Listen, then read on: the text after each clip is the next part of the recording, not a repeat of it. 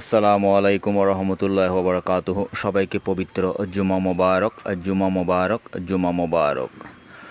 আরাইতাল্লাযী ইউকাজ্জিবু বিদ্দীন ফাযালিকাল্লাযী ইয়াদুল ইয়াতীম ওয়ালা ইয়াহাদ্দু আলা তা'আমিল মিসকিন ফাওয়াইলুল লিল মুসাল্লিন الذين هم عن صلاتهم ساهون الذين هم يراءون ويمنعون الماعون সাদাকাল্লাহুল আযীম।